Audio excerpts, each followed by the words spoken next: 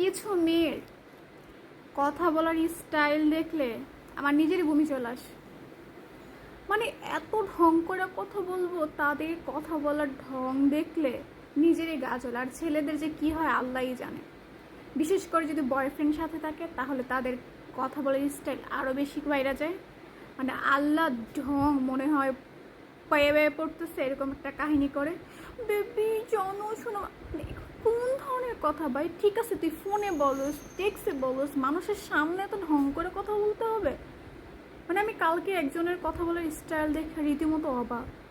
মানুষের সামনে অ্যাটলিস্ট এইটুকু বিনয়ের সাথে কথা বল, মানুষ আছে, এইটুকু কমন সেন্স রাখ।